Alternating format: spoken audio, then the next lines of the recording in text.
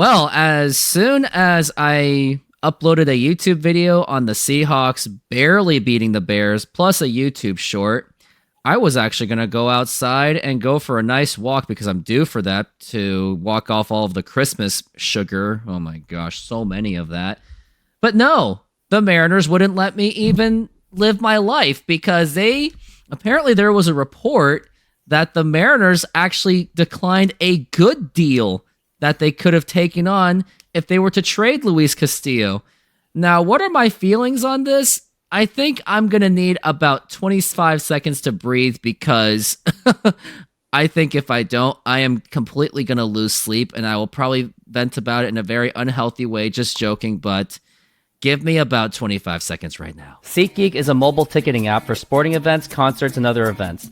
They make the buying experience easier by the app ranking each ticket from 0 to 10 to see if you are getting a good deal, and you can see exactly where you are sitting. I regularly use that app, and I have had nothing but a fantastic experience with SeatGeek. Use my promo code RoofTopSports to get $20 off of your first purchase. Link to the code, app, and website will be in the description, so take advantage, and thank you. So, yes. So it turns out that the whole Castillo and Casas trade with the Boston Red Sox, it turns out the story was even worse than we thought.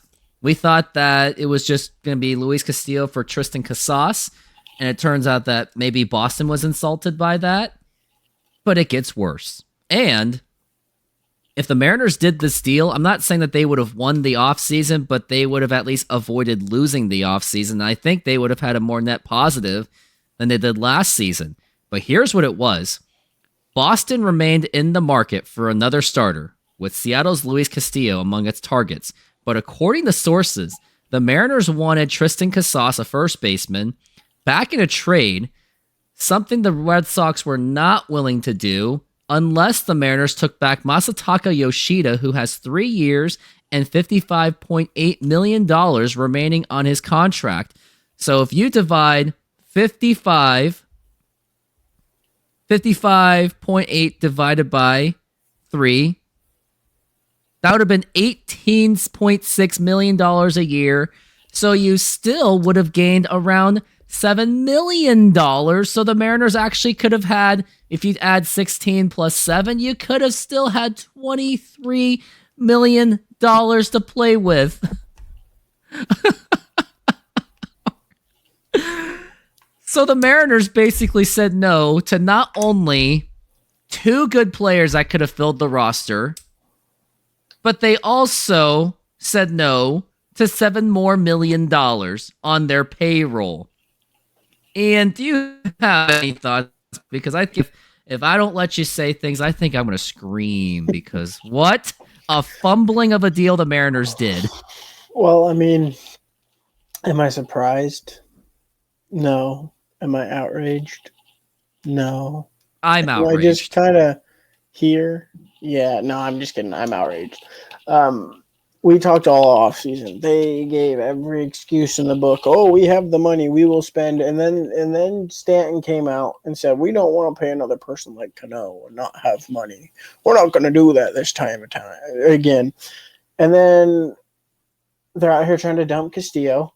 And then they offered an insanely crazy trade money to try to sign a 38-year-old Carlos Santana, who wisely said no. And yet, to come to find out that they could have had 2 players to fill the problem, a first base hole that we needed, having an extra outfielder in case something goes wrong, because Mitch Haniger is not going to be that guy for us this year. It's downright mind-boggling. And we get rid of Castillo's contract, which, I know a lot of Seattle Mariners fans love Castillo, but he's not doing what we needed him to do for the money we're paying him. And we're here. And I know. I don't know where to go from here. I honestly think the Seattle Mariners are stuck. I think this offseason was them to prove to Seattle that we still give a little bit of a crap about this team, and we want to show that we, have effort. We care about the franchise base, but I have a feeling that, we might be seeing what we should be expecting from this team. Nothing ever, and I don't know what to think about that. I'm going to need time. I'm hoping the Mariners prove us wrong, and maybe later this week they'll revisit this trade and go, "Hey, we'll do it because this is a good deal." The problem is now that the Red Sox know that the Mariners said no to that deal, do you know what that could mean? They Mm-hmm. could be like, well, then give me this guy. Give me Andres Munoz. Give me Oh, one of your best relief that's what it's pitchers. looking like. What reports were saying, the one I was reading, was since they didn't want this, they're going to say, well, you didn't want this deal, so we'll take that and Munoz. And that And would I think if be they a hard end up hit. doing that trade, I will consider that as a net negative because imagine Mariners could have had Masataka Yoshida with a cheaper contract, a much cheaper contract, and we're talking about at one point we're talking about a near $10 million differential, which would have given the Mariners much more flexibility. And for someone named Jerry DePoto that wants more flexibility, he certainly fumbled on this one. And everyone's like saying, well, we have Randy Arozarena, Julio Rodriguez, Victor Robles, but here's my issues with them. Randy Arozarena is entering arbitration, which shouldn't be a problem, but I don't like the way he plays. I don't like that he steps back when he's batting. When there's a pitch coming in, it's a clear strike. He kind of shows there are times where he just doesn't care. Julio Rodriguez is very streaky, and I don't trust him as the best player on the team. I just don't. Like he kind of proved it in throughout the entire season until he had that September late surge, which basically covered up all of his bad months, which I don't like at all. He needs to be more consistent. And then Victor Robles. Yeah, he had a good 3 months of the season, but can anyone really trust him to do that for a whole season? Now that pitchers are going to figure out because pitching is much more competitive in baseball now, they're going to figure him out. I don't think he can sustain that kind of success he had in Seattle, which gave him a 2-year contract extension. So I think depth would have been nice because you still can't trust Luke Raley all the way for DH as full-time because numbers prove that he is a platoon player at best. He's a great platoon player, sure, but he's not an everyday player that it seems.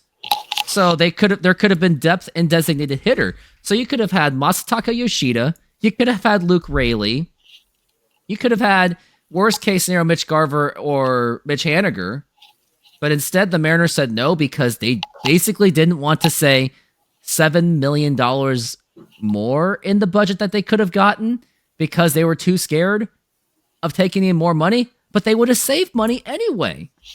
I guess they want to save the whole 20-something million, which obviously they're not going to really spend anyway. Here's the only way it makes sense, for them to trade away Luis Castillo for basically nothing is if they sign the likes of Alex Bregman and Pete Alonso. But are we convinced the Mariners are going to do that? No. And my concern is I don't even know if the Mariners even know who that is. That's a joke, of course, but the Mariners continue to fumble throughout this entire offseason, and it may just continue. And I'm going to say this too. How much longer can the Mariners fans buy into Jerry DePoto and Justin Hollander? I can't. Because any other GM, I think, would have taken that deal. I would have taken that deal. And sure, infield is not great, but I think if you have the plate protection from your outfield, then that could put less pressure on the likes of Ryan Bliss, maybe a Cole Young, and maybe you don't have to go crazy for someone for third base. You could have got away with some half-butt decent third baseman because you have protection from the outfield in the lineup, but the Mariners didn't do that. And how could they say no to $7 extra million is just absolutely beyond me. Anything to add? Well, I think they've made it plainly clear they're not willing to spend money. And if they're going to, they need to sign Alec Boehm or Bregman, or they're going to need to go out and get this trade done and lose more. I think we're seeing, again, whether it's Stanton or DePoto, one of them doesn't want to act. And whether DePoto is ever going to act, we'll never find out. But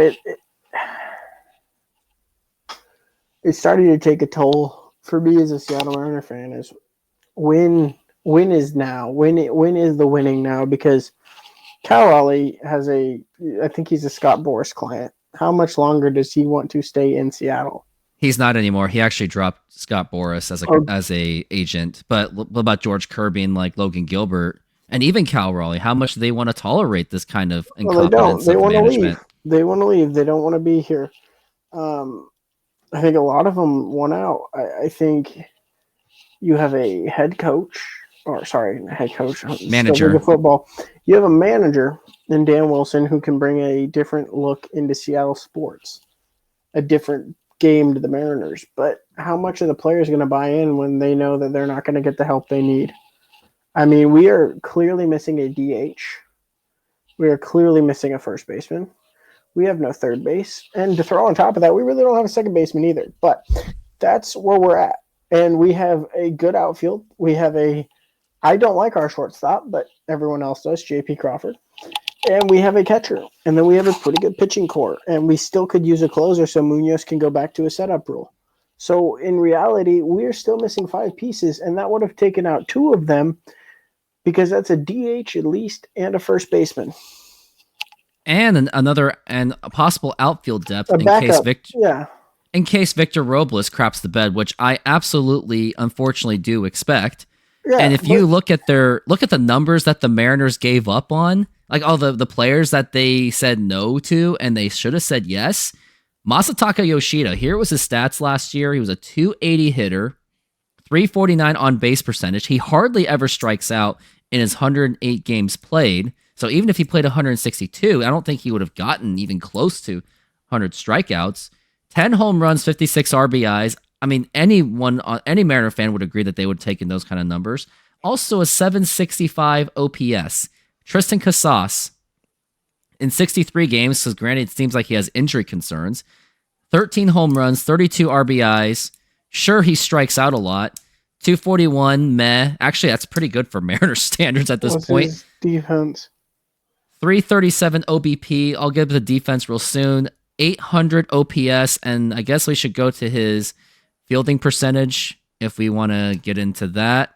He's a 993 fielding percentage man with 5 errors in 61 games. That's not great.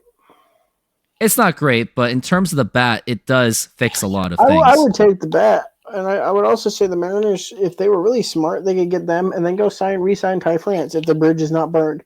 Then you have a great backup first baseman and another dude who could DH. And you could have through spring training a playoff to see who gets that because Casas's bat's still good enough that, hey, if you need him to DH or you need something else, he's good off the bench.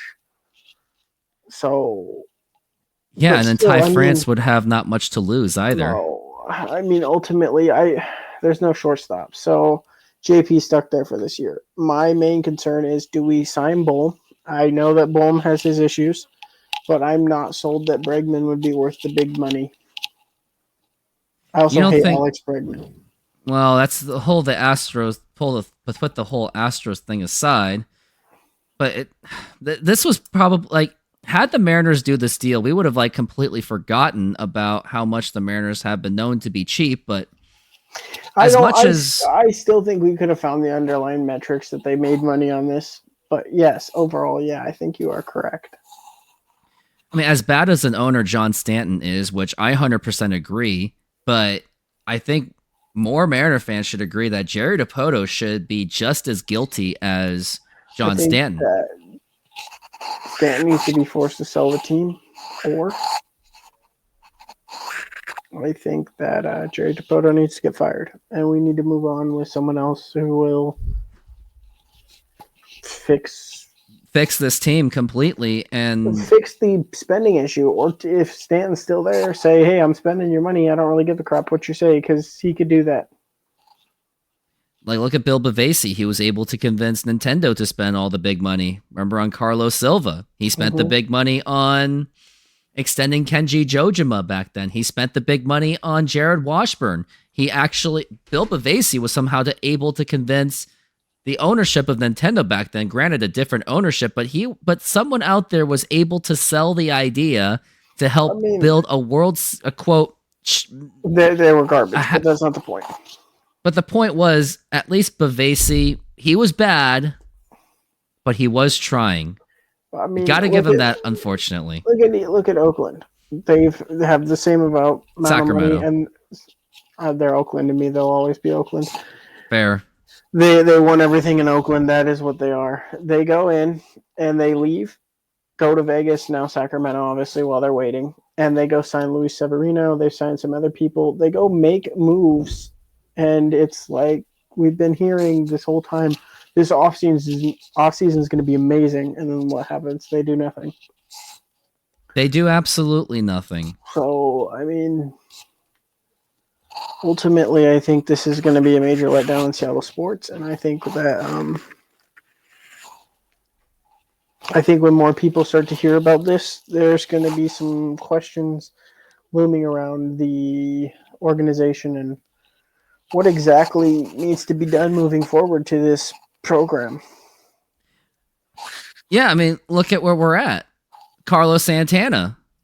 The big reason why the Mariners did not sign, or the Mariners were failed to sign him, was it wasn't necessarily because of money. The Mariners actually offered more money, but it seems that Carlos Santana already knew the red flags of the organization, and his friend Julio couldn't even convince him to join, which is why he went to Cleveland, because he thinks Cleveland is a much more functional organization than the Mariners ever will be. I've seen a lot of reports. People think he's going to retire. I've seen people saying all of this information. Ultimately, he's a ball player. Regardless of where he wants to retire, he knows the playing time in Cleveland is going to be about the same in Seattle.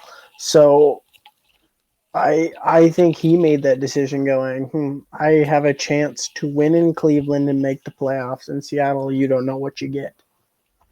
And Seattle is, and he must have already known the red flags within the organization, that they are not committed to winning a World Series, and they're not. I'm serious. I'm sick and tired of hearing some fans out there, or some people going out there, though, man, the Mariners must be flat out broke. If you think that they're flat out broke, go look at their Forbes.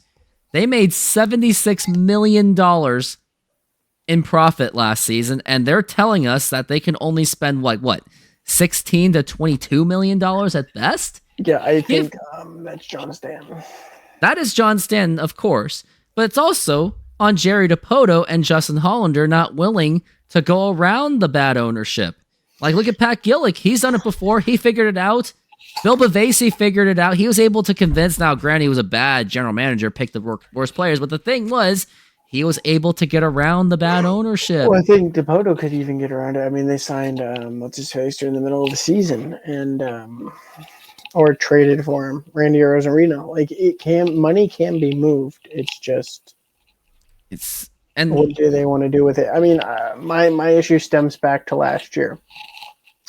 I don't know why we traded Robbie Ray for a crappy Mitch Haniger and Anthony Descafalani, when he never pitched for us. He was supposed to be there, and we traded him away literally not even 2 days after the trade. And so are we really saying that Mitch Haniger was that great? To use that quote correctly, our good buddy Chad was like, we signed Mitch Haniger, we're going to win the World Series, baby. No, Mitch Haniger did not do anything remotely close to winning the World Series or even helping this team. And let me show you that clip. I'll give you that clip right now. My point is it's across all Seattle sports. It's this idea, like people pleading 3-4 years ago to bring back Ichiro when Ichiro was like 93 years old. I'm like, no, I do not want to bring back Ichiro. Like Griffey when he's got a walker out there and he gives you a single every 60 games. Like the list goes on and on. Like, people crying. Like, Haniger comes back, and you think that we just signed a Hall of Famer. Like, he was injured all of last year. He's, like, 33 years old. We trade for him, give up on Robbie Ray, which, whatever.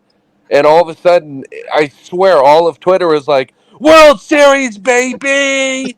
Let's go! Let's go! He was a negative WAR player for them last year, but because we love Hanny, baby... He's going to come and save the Mariners. What is the Mariners going to do moving forward after this? I don't see us making a move. I honestly think what you see is the team you're going to see in spring training, and I think you're going to get mean, I hate to say this. I think Dan Wilson's going to get fired at the end of this year. I don't think he can turn this ball club with what we have right now into a championship contender. I think our hitting will improve because I am a firm believer in Edgar Martinez and the new hitting coach that has come Kevin over. Seitzer. Yeah, they know the game. You have a organizational hitting coach that really knows it, who's going to be there every step in spring training. You have Seitzer, who's going to be able to take that and reach out to him when he needs something. And I think that the batting will be fixed, but don't believe everything you see. I mean, you're talking about a rotation that was completely insane off the rails last year. This rotation was the best in baseball since probably the 90s Braves, in my opinion. We have not seen anything like that since. Mariners never had a rotation that great either. No. Not even with Randy Johnson or Freddie Garcia. No, I mean, you had a Jamie Moyer and Randy. They crossed paths a little bit, but we never had 3-4 great starters. Freddie, Jamie, that was it. We never had a great starting crew. I mean, what you're gonna? I guess you can maybe argue for the Cliff Lee, Felix Hernandez year, Duo, no. David Ardsma, but I mean, they were never all good at the same time. And David Ardsma was a closer, so you can't really put his name on there.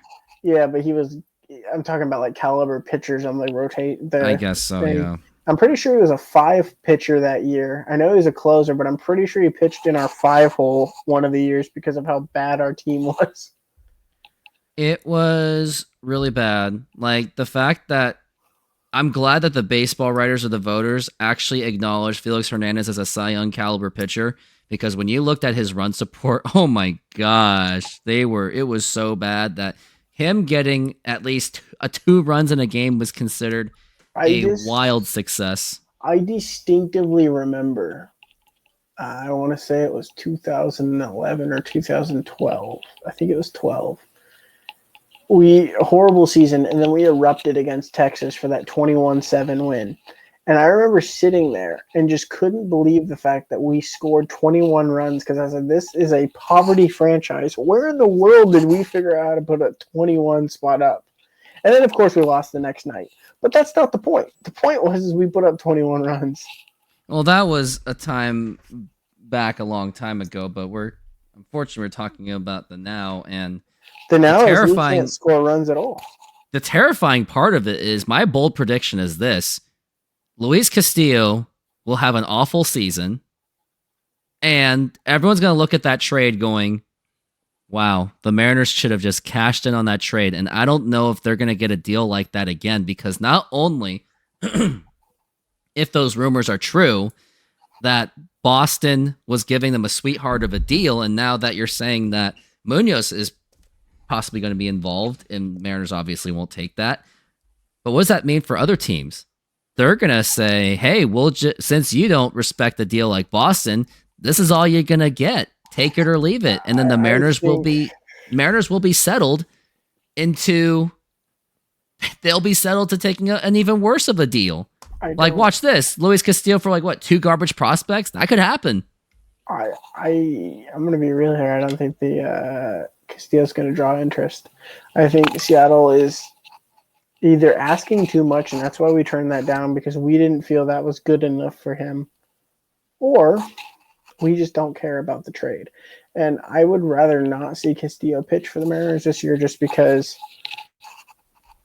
when I heard the name Castillo and what they said he's supposed to do, I expect 17, 18 wins, maybe 5 losses at max, and a 2.75 to 2.98 ERA. And that's just not what we're getting. I mean, I never really liked Castillo that much. I didn't. I loved Robbie Ray, and I get what people's issues were with him, but ultimately, he didn't have enough time in Seattle to develop. He was great that year in Toronto, but he had an offense. The Mariners didn't give him an offense that first year, and honestly, if you look at it, his final month before the playoffs, he did carry Seattle into the postseason. So we'll never know, but I wish him the best in San Fran. And I don't know. We're going to see what we're going to have to go from here, but I would not get your hopes up. And the crazy thing is, there are players that the Mariners can still go for. They can go for Kim Hae-sung, but I don't think they're going to go for that. The second baseman of the Pirates? Second baseman in South Korea, the KBO. Oh, yeah. No. And he's supposed to be worth at least maybe like less than $10 million. And of course, Mariners aren't going to go for that. I don't really want to grab a bunch of guys from overseas. It's not going to work. Why don't you think it's going to work? Because not everyone's Ichiro. Like everyone else is going to assume to be Ichiro. No, I'm not. I mean, I won't be that guy. No, I'm talking about Mariners fans. We're going to sign someone over there and be like, Ichiro? No, it's not Ichiro, bro. No, it's not. Like, at least if he can do like what Kim Ha-sung does, I will take it. I just don't think he's going to do that. I just don't think we make that big of a risk. I think the Mariners promote Cole Emerson, play second base. You mean Cole Young, not Cole Emerson. Cole Young. Isn't Cole Emerson our shortstop? He is a shortstop, but he is... I don't even know if he even got to Everett. I don't care. Bring him up. Send it. You think so, huh? It's spring training, man. Invite everyone. Let them play. Oh, yeah, in spring training, of course, but not necessarily for Major League level. Cole Young should be at the start of the season, though, our second baseman. Cole Emerson, he got to Everett at the end of the season. Cole Young is now in Double-A. Well, I say we bring him up. I mean, we got nothing to lose. I mean, yeah. I guess we don't have a first baseman. I do not except Luke Raley, but he's too much of a platoon player. Luke Raley's platoon, and then who's our other guy? Ty Locklear. That man is a K or home run machine. That's all. And his defensive metrics are not amazing. And just to think that the Mariners could have solved that problem with Tristan Casas and Masataka Yoshida. That actually would have solved a lot of problems because that gives flexibility. And that's the thing. Jerry DiPoto, he stresses on flexibility, and this was the deal to do it. I think Jerry DiPoto stresses on anything that makes him sound good, but I don't think he actually knows the game of baseball. He obviously does not. He just runs on numbers. The Angels, even when he was with the Angels before this, look at them. They're a dumpster fire. We should have taken the hints. Here's my other advice for the Mariners. Don't take on former Angels because something goes wrong with former Angels. Scott Spezio, Jared Washburn, Sean Figgins. And the only good Angels the Mariners got out of was Kendrys Morales. And the Mariners, and he didn't think he was that good. No, the only thing he gave us was a commercial when the day went, we need some Kendrys, and sprayed on the perfume. Not gonna happen. And he just blows that whole cologne on it. Way too much cologne, to be honest with you. Yeah, but that was the only thing Kendrys ever gave us. And the moment where he broke his leg on home plate, that was kind of funny. But with the Angels, he jumped after a home run and fractured his leg on home plate. I remember that, 2010. Yeah, wild. It was very wild. I mean, we've never gotten anything from the Angels. Nothing good. So I think the lesson going forward, Mr. John Stanton, if you fire Jerry DiPoto, which you should have done after Scott Service got fired, maybe don't go for former Angels of personnel again. I think Scott, I'm going to be real here, and this is going to be a really hot take. I think Scott Service got thrown under the bus by his good friend, Jerry DiPoto. I think Jerry DiPoto, it was either him or Scott, and I think he threw old Stanton a bone and canned old Service. I mean, I would wonder if those guys are even friends anymore at this point. No chance. I would not be friends. I would be asking why you fired me and why you didn't leave the organization if you felt that is going in the wrong direction. I don't know. It seems just everything seems to be hopeless. And it is. It's Seattle sports. And the crazy thing is, I'm looking at the Twitters, and they're saying that they would rather not eat Yoshida's contract. Oh, I'm sorry. Did you look up his stats? He's like a 280 hitter. It's because people are looking at money. They're not thinking about how great of a ball player they could have. And granted, he's like 30 years old, but he's a designated hitter. And when he was playing for 2023, he had 15 home runs, 72 RBIs in 140 games, 289, 338, 783 OPS. And there are fans out there on Twitter that are saying, no, I would have taken that deal. I think any of us would have taken that deal. I think it was a good deal. That's all I can say. I don't think it was a bad deal. Some think it was because it's not covering third base, but it's certainly covering first base, which is absolutely needed since the Mariners were trying to get someone at first base. And the fact that they were trying to overpay for Carlos Santana shows that they are not a broke organization. They are a profit. They have a lot of profit of an organization, but no one wants to admit that. The Mariners have plenty of money. It's all John Stanton. John Stanton doesn't want to put in a dime on this team because he just likes making money. He doesn't actually like seeing them win. And that's the thing about sports franchises. The only time that you would really make money in baseball is if you hope that your team appreciates in the future, which it usually has been doing anyway. That's when you make your money, is at the end of the day. But he wants to rake in as much profit as possible before he either sells the team or wills the team to, I guess, his sons or whoever. Sell it. Sell the team. So he just wants the top dollars. So until then, we're pretty much on lame duck as long as it seems to be. And the sad and devastating part is since we were all remember back in 2022, Cal Raleigh hits the home run. Scott Service is out there going, we got to do more, which he was correct. Finally made the playoffs. We got to do more than that. He thought about the fact that we need a new banner. Well, we should never put up a wild card banner in the first place. I thought that was a stupid idea. I thought that was horrible. If you look at the wild card, we were outplayed by the Blue Jays in every game. What happened was Robbie Ray fell apart. He got crushed. We had 2 games of great hitting. And in that last game, that rally, if George Springer doesn't get hurt, they win that game.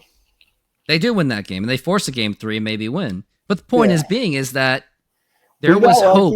But what was wild is we played so bad in that series. And then we played one of the best series I've ever seen. And we should have beaten the Astros. But again, the same thing like it happened against the Blue Jays is we fell apart. Everyone's going to make the case about the Robbie Ray game. I still think Robbie Ray, I would actually not change a single thing. The only thing I'd change is whoever called Cal telling him 2 fastballs. I would have switched that up, and I think he gets the K. Game 2, I think we had hitting, but again, pitching. We should have gone to the bullpen later. We should not have pulled the starter that soon. And then in Game 3, that was Scott. That was all on Scott. You have a runner on second, top of the 9th. Did they even bunt? No, sorry, top of the 10th. No, we didn't bunt. We didn't even try to get the dude over. We tried to go for the hit. And we knew how bad that team was. I just don't understand why we couldn't get the run. And then all of a sudden you have Jeremy Pena and he just hits a home run out of his butt. Yeah. Well, but the point is, like, after all of that of 2022, there was a lot of optimism going into the offseason. Like this was possibly like the chance for the Mariners. And I said that they had about a 3 to 4 year window to compete for the World Series. Out of my window, we're shrinking. I kind of disagreed. Everyone got on this hype train and said, they're going to make these moves. And I said, no, they're not. No, but the point is, I was trying to say that there was hope, at least. Like, I'm not saying that there was anything guaranteed, but there was a lot of optimism on this Mariners team. No. I'm just saying people believed and making the moves. They never asked. They didn't force them to make the moves. No one made Jerry. No one did. They basically said, "Oh, well, we won. So let's take off the pressure. Let's still buy season tickets, but let's not demand anything of ownership." And now we're here. Yeah, we're here. Mariners are possibly on the brink of being forced to just blow it up again, which I'm not willing to see happen. Like, I'm just not. If we have to blow up again, I'm done. You think you're done. Unfortunately, I'll still be following this team painfully, but I think we can agree that when the Mariners blew it up after Robinson Cano and Nelson Cruz, I think most fans that I do know actually were okay with that, with the exception of Harold Reynolds. He thought they should have went for one more year. I disagreed. I disagree with you on that. That team should have taken another year with Segura. I get the cancer and tried to piece. They were that close. That 2017-2018 team was so good. They just needed pitching. If they had last year's pitching on that team in 2017, was it? Or 18? You think it's a World Series team if they had the starting rotation and the bullpen? I do believe so. And say give them Randy or Rosarina on that team and Julio. I think they win the World Series with all of those pieces. But they would have gotten older, so that's the other thing. And then Robinson Cano with another suspension. But so here's the thing about Cano. If he thinks that he has the help, maybe he doesn't use it. I think he used the roids because he knew his production wasn't there and he was trying to keep it up. Which is unfortunate. He had a long career.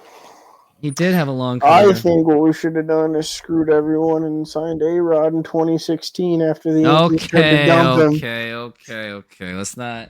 I mean, as much as I love A-Rod, let's just not get too off course. No, but I'm not. Just think about this. That's at that time we needed a DH because Cruz was still playing right field. We sign A-Rod. Say he has a miraculous second half. The whole city gets behind the Mariners, and who knows? Maybe they spend more money. That's all I'm saying. I don't think you can. I think we can agree. We should agree, or I don't know, but I am pretty much in the conclusion that I don't think we can convince the Mariners to spend money at all. No, for 100%, I agree. Yeah, no. Unfortunately, and again, like my concern going forward is since the Mariners said no, and whether those rumors are true or not, because if they weren't true, Jerry can always shut it down and go, no, this is exactly what happened, which he won't do. It will get other teams to say, well, if you didn't want to take that deal, all I can give you is this. That's my concern. And my concern is we're going to stand pat with Luis Castillo. He's not going to have a good season because are we going to even get the All-Star Castillo? Of course not. I don't see it happening. And he should not be number one starter anymore. I think everyone should establish that. It should either be a coin flip between Logan Gilbert and George Kirby. And I think they're going to give it to Logan Gilbert. I think they'd be insane to give the number one starter spot to Luis Castillo. Well, I mean, you got 1, 2, and then you got, I would say Wu at 3 because I think Miller was less reliable than Wu. Wu's just injury prone. That's the concern I have on Brian Wu is the injury where, yes, if you trade away Castillo, that's going to put it's going to put a hamper on the depth, but at the same time, you can make it up with like Sasaki and free agency. Maybe you can roll the dice with Logan Evans. They can roll the dice with Trevor Bauer. The man's sitting there. He's open. I know, but if they do, anyone who signs Trevor Bauer is going to get that huge amount of PR disaster, and it's unfortunate of popular opinion. I agree with you. I think the Mariners... I think they take it because the Mariners' PR is already bad. Take it. What do you got to lose? That's a good point. Why not do that? But Mariners, unfortunately, won't do that. And the thing is, remember their PR was so bad. Remember when Kevin Mather goes, I'm tired of paying his interpreter. Julio Rodriguez's English is suck. It's like, why would anyone say this? That's Kevin, a recipe for a bad PR. January, if we don't have moves by January, it's over. Yeah, there's no reason to believe that the Mariners are going to be a playoff team if they are to not make any moves. Like, can the Mariners, let's look at their lineup right now. And not just by batting order, but just by position. Catcher, Cal Raleigh, fine. First baseman, all you got is Luke Raley and maybe Tyler Locklear. Second base, we're looking at Ryan Bliss. And then shortstop, J.P. Crawford. Third baseman, we're looking at what?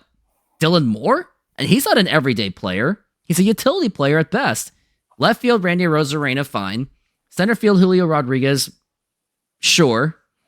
And then right field, Victor Robles. But again, I can't trust Robles to have a long season where he's going to sustain that success. So if we're looking at holes, I might as well just count Victor Robles as one, third base as a hole, first base as a hole, second base as a hole. At this point, I'm even going to say that J.P. Crawford is a hole. So the Mariners, in their lineup has 5 holes on their offense. And with the starting rotation, you would think that this is going to take a toll on the starting rotation and the bullpen because they're going to be sick of just carrying this entire team by themselves to the point that the offense is terrible. And it's like, why would they pitch for that? And then you might see frustrated George Kirby, Logan Gilbert eventually just like, you know what? I'm done. Maybe just trade me and get me out of here. Because who would want to waste their career in Seattle? Look at Felix Hernandez. He was completely wasted. He got his career completely wasted by just absolute incompetent management. Are you going to say that he was like out of shape and he didn't really help himself kind of thing? I think Felix was amazing. I'm saying that he was wasted by management. Game. And then he got in his own head and he thought he was the king. And that is when I saw his performance go poop. And by 2015 through the last 4 years we had him, every time he'd go out, it was 8 runs given up. Yeah, I guess. But yes, no, management wasted his early career, but I don't know how many other teams would have given him the money he wanted that Seattle gave him. The point is, though, Mariners have gone through so much of wasting so much talent, and I'm going to say this, and I'm going to go out on a limb. I was looking forward to this core more than the 90s core, because the 90s core, as great as it was, Ken Griffey Jr., Alex Rodriguez, Edgar Martinez, yeah, you name it, and Randy Johnson, the team was lacking depth in everywhere else. They were missing a left fielder every other year, or not every single year. Third base was a problem because they got rid of Mike Blowers. The bullpen was absolutely atrocious. And then the starting pitching of Randy Johnson, Jamie Moyer, and then after Jeff Fassero, it was also atrocious. But the Mariners Mariners core this time around, you had one of the best starting rotations, if not the best starting rotation in Mariners history, possibly the best bullpen in Mariners history. Like, I am going to say it. I think the bullpen can actually compete. This current bullpen can compete with 2001. And yeah, the hitting is bad, not great, but they still had exciting cores to build around. But of course, the Mariners did nothing of that. And my fear is, imagine going through the years of wasting the entire 90s, the early 2000s, and what's after that? We're wasting the core of the 2020s. Yeah, I mean, I'd agree with you. I think the only thing I disagree is I think 01 had a better closer. I think Sasaki was way better than Munoz ever will be. You have a point on that. And I mean, I think Diaz may be a different story, but again, I still think Munoz is a setup guy. I do not believe Munoz is a closer. I know. I would agree with you. And the crazy thing is there is a closer available on the market, and his name is Paul Sewald, but I don't know if that's going to happen because we burned that bridge with that trade. He felt betrayed, and then he just let it all out on criticizing that organization, which is well-deserved. So at this point... I just thought it was funny when he blew it, though, in the World Series. Yeah, he did. We played with an Arizona team, to be fair, but yeah, they made the World Series. But I'm going to say the Mariners, going forward, they're going to deserve everything they get. They made their bed, and they get to sleep in it. And if you're a Mariners fan and you say that you do not want to go to a Mariners game, I don't blame you. You can tune into my live shows where I do play-by-play for the Mariners. Why not just do that? And I may not even go to a Mariners game this year. Why would I want to go into a stadium where if the ownership's not loyal to me, why should I be loyal to them? I'd rather just cover the game in this room on my computer and my tablet. I'd agree with you. I don't have a reason to go. I don't want to spend the money. I don't want to take a bus. I don't want to overpay for an Uber. The only fun thing is maybe hang out with friends. But is it to watch a winning baseball game? No, you're just going there to hang out with friends. You're not going there to watch a winning baseball game anymore. Or winning baseball team. It's not there anymore. It is going to be gone. And my fear is I don't think this team is even going to crack 85 wins. I just don't see it. The pitching's gonna get burned out. Offense is even worse than it was last year. It's going to get to the point where we're going to miss Josh Rojas Stop. And Jorge I'm Polanco. going to stop you right there with the Rojas. I'm just saying, but we have players less than Rojas now at this point. We don't even know if Ryan Bliss is actually going to pan out. Yeah. Dylan Moore, we already know what Dylan Moore is. He already peaked, and he never really had a legitimate prime, to be honest with you. His prime was like 2020 or 21. And even then, it wasn't enough. Julio is streaky. You can't trust him. Rosarena looks lost all the time. Robles is non-sustainable. Cal Raleigh strikes out like a mofo. Luke Raley is a platoon player. J.P. Crawford is not even good anymore, and he never really was, with the exception of, 23? And maybe 21? That's it. That's all I got to say is face palm to face. I don't even, yeah. I think at this point, we got everything out of our systems, but I just want to say I hope I made your morning commute to work anything of worthwhile. I hope the Mariners actually pull out of their butts and make a move. No, they won't. But either way, I just want to once again wish you all Merry Christmas and a Happy New Year. And Ian, thank you for coming in at the last second because the Mariners did something so stupid that it got my attention too. Are we surprised though?